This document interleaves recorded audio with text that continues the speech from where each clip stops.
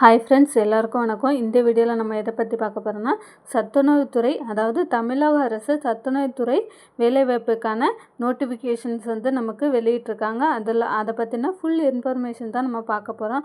அதாவது பார்த்திங்கன்னா, எந்தெந்த மாவட்டமாக தனித்தனியாக நமக்கு வேக்கன்சி ரிலீஸ் பண்ணியிருக்காங்க, எந்தெந்த மாவட்டங்களுக்கு எத்தனை வேக்கன்சி அப்படின்றத பற்றி நம்ம பார்க்க போகிறோம். இந்த எக்ஸாமுக்கு இதுக்கு எக்ஸாம் கிடையாது, ஃபீஸ் கிடையாது, அப்ளிகேஷன்ஸ் ஃபீஸ் கிடையாது.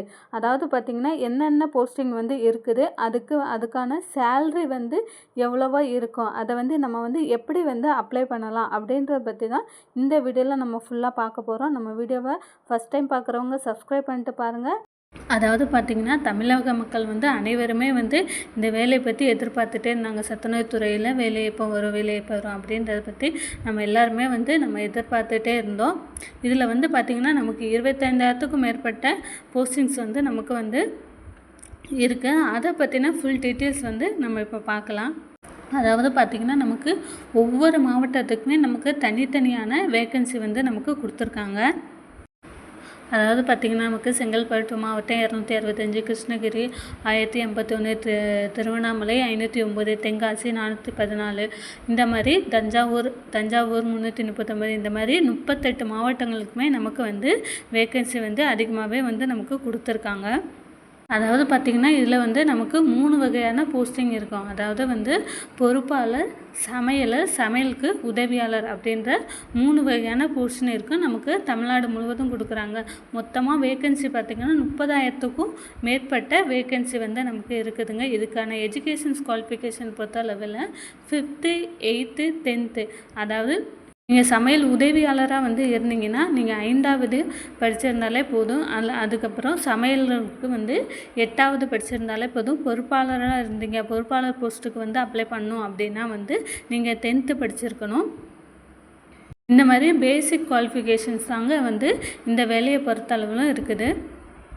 அதாவது பார்த்திங்கன்னா, நமக்கு 2024, 2025க்கான அஃபிஷியல் நோட்டிஃபிகேஷனே நமக்கு சில மாவட்டங்களுக்கு ரிலீஸ் பண்ணிட்டாங்க. கண்டிப்பாக நமக்கு ஜனவரி, பிப்ரவரி அந்த மாதிரி இதில் எல்லாருக்குமே நோட்டிஃபிகேஷன்ஸ் வர்றதுக்கு எல்லா மாவட்டங்களுக்குமே நோட்டிஃபிகேஷன் வந்துடும். சில மாவட்டங்களுக்கு இப்போவே நோட்டிஃபிகேஷன்ஸ் விட்டுட்டாங்க. இந்த வேலைக்கான சம்பளத்தை பொறுத்தவரையிலும் உங்களுக்கு 6,000லேருந்து உங்களுக்கு 20+, அதாவது 20,000க்கு மேலே அந்த மாதிரி சேல்ரி உங்களுக்கு கிடைக்குங்க. நீங்கள் சமையல் உதவியாளராக அந்த மாதிரி இருந்தீங்க அப்படின்னா உங்களுக்கு 6,000லேருந்து உங்களுக்கான சேல்ரி ஸ்டார்ட் ஆகுங்க. நீங்கள் பொறுப்பாளர் அந்த மாதிரி ஜாபுக்கு நீங்கள் அப்ளை பண்ணீங்கன்னா கண்டிப்பாக 10,000+ அந்த மாதிரியும் உங்களுக்கு சேல்ரி கிடைக்கிறதுக்கு நிறையவே சான்ஸ் இருக்குது.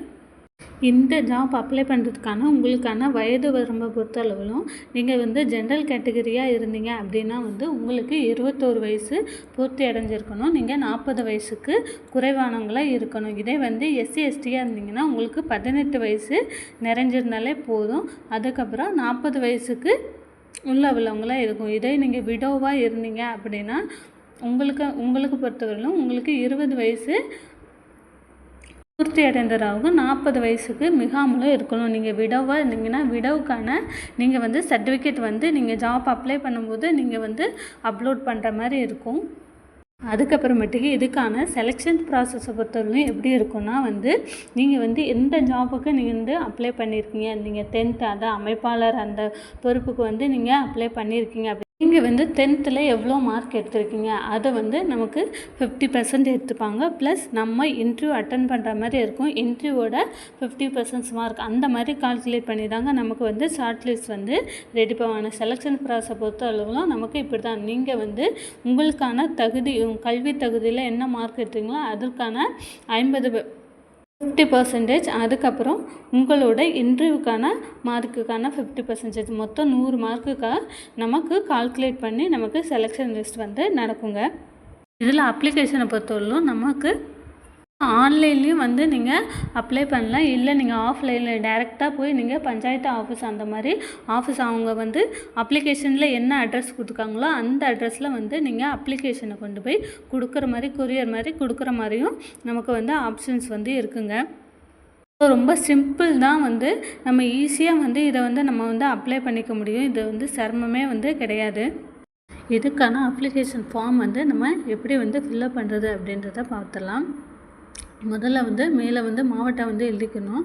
அப்புறம் விண்ணப்பதாரனின் புகைப்படம் கண்டிப்பாக நம்மளோட பாஸ்போர்ட் சைஸ் ஃபோட்டோ ஒட்டுற மாதிரி இருக்கும். அப்புறம் மனுதாரரின் பெயர், அதாவது உங்களோட பேர், உங்களோட தகப்பனார், அதாவது தகப்பனார் பெயர், இல்லாட்டி உங்களுக்கு மேரீடாக இருந்தீங்கன்னா உங்களுடைய கணவர் பெயர் பண்ணுற மாதிரி இருக்கும். அதுக்கப்புறம் உங்களோட வீட் அட்ரஸ், அதாவது கதவு எண், தெரு பெயர், பின்கோடு கட்டாயம் குறிப்பிடவும். அதாவது உங்களோட ஐடி ப்ரூஃபில் என்ன அட்ரஸ் இருக்குதோ அதை நீங்கள் சொல்கிற மாதிரி இருக்கும், எழுதுகிற மாதிரி இருக்கும். அதுக்கப்புறம் கைபேசி எண், அதாவது உங்கள் மொபைல் நம்பர். அதுக்கப்புறமேட்டு பார்த்திங்கன்னா உங்களுடைய நீங்கள் என்ன ஜாபுக்கு அப்ளை பண்ணுறீங்க, அதாவது பொறுப்பாளராக இல்லை சமையலராக, சமையல் உதவியாளராக, என்ன வேக்கண்ட்டுக்கு நீங்கள் அப்ளை பண்ணுறீங்க அப்படின்றத நீங்கள் மென்ஷன் பண்ணணும். அதுக்கப்புறம் உங்களோட கல்வி தகுதி, நீங்கள் எந்த போஸ்டிங்க்கு அப்ளை பண்ணுறீங்க, நீங்கள் பொறுப்பாளராக, சமையலராக, சமையல் உதவியாளர், எந்த பொறுப்புக்கு நீங்கள் அப்ளை பண்ணுறீங்களோ அதற்கான கல்வி தகுதி என்னவோ அதற்கான சான்றிதழை நீங்கள் ஜெராக்ஸ் காப்பி நீங்கள் அட்டாச் பண்ணி அனுப்புகிற மாதிரி இருக்கும். அதுக்கப்புறமா உங்களோட கம்யூனிட்டி சர்டிஃபிகேட், அதாவது கம்யூனிட்டி சர்டிஃபிகேட்டோட ஜெராக்ஸ் அட்டாச் பண்ணி நீங்கள் அனுப்பணும். அட்டாச் பண்ணியிருந்தீங்க அப்படின்னா ஆம் அப்படின்னு சொல்லி நீங்கள் போடணும். அதுக்கப்புறம் உங்களோட அட்ரஸ் ப்ரூஃபுக்கு நீங்கள் எதனா ஆதார் கார்டோ இல்லை ஸ்மார்ட் கார்டோ ஏதோ அட்டாச் பண்ணுற மாதிரி இருக்கும். அதுக்கப்புறமேட்டு உங்களுடைய சத்திரம், நீங்கள் எந்த ஸ்கூலுக்கு நீங்கள் அப்ளை பண்ணியிருக்கீங்களோ அதுக்கும் உங்கள் வீட்டுக்கும் உள்ள தூரம் எவ்வளவு அப்படின்றத நீங்கள் மென்ஷன் பண்ணுற மாதிரி இருக்கும். இது நீங்கள் கிராம நிர்வாக அலுவலர்கிட்ட நீங்கள் அந்த சர்டிஃபிகேட் வாங்கி நீங்கள் அட்டாச் பண்ணணும். நீங்கள் அட்டாச் பண்ணீங்க அப்படின்னா நீங்கள் ஆம்னு போடணும், இல்லைன்னா இல்லைன்னு போடுற மாதிரி இருக்கும். அதுக்கப்புறமா நீங்கள் ஹேண்டிகேப் அப்படின்னா நீங்கள் ஹேண்டிகேப்புக்கான சர்டிஃபிகேட் நீங்கள் அட்டாச் பண்ணி அனுப்பணும். அதுக்கப்புறமேட்டு நீங்கள் ஆதரவற்ற விதவாக இருந்தீங்க அப்படின்னா நீங்கள் வட்டாட்சியர் இல்லை வருவாய் கோட்டாட்சியர்கிட்ட நீங்கள் விடோ சர்டிஃபிகேட் வாங்கி நீங்கள் அட்டாச் பண்ணுற மாதிரி இருக்கும். அதுக்கப்புறமேட்டு பார்த்திங்கன்னா கடைசியாக உங்களோட ஊர், நீங்கள் அப்ளிகேஷன் என்றைக்கு அப்ளை பண்ணியிருக்கீங்க அதுக்கான டேட்டு, என்னென்ன அப்ளிகேஷன்ஸ் சர்டிஃபிகேட் ஜெராக்ஸ் எல்லாம் நீங்கள் அட்டாச் பண்ணியிருக்கீங்க அப்படின்றத கீழே நீங்கள் மென்ஷன் பண்ணணும். சைன் பண்ணி உங்கள் டேட் போட்டு நீங்கள் அனுப்புகிற மாதிரி இருக்கும். இந்த அப்ளிகேஷன் ஃபார்ம் ஃபில்லப் பண்ணுறது நமக்கு ரொம்ப ரொம்ப ஈஸி தாங்க. தமிழகத்தில் உள்ள அனைத்து மாவட்டங்களுக்கு நமக்கு அஃபிஷியல்ஸ் நோட்டிஃபிகேஷன் சீக்கிரமாகவே வரப்போகுது. அஃபிஷியல் நோட்டிஃபிகேஷன்ஸ் நம்ம வந்த பிறகு நம்ம சேனலில் நான் வீடியோ போடுறாங்க, கண்டிப்பாக பாருங்கள். இந்த வீடியோ பிடிச்சிருந்தா லைக் பண்ணுங்கள் ஃப்ரெண்ட்ஸ், சப்ஸ்கிரைப் பண்ணுங்கள். தேங்க்யூ.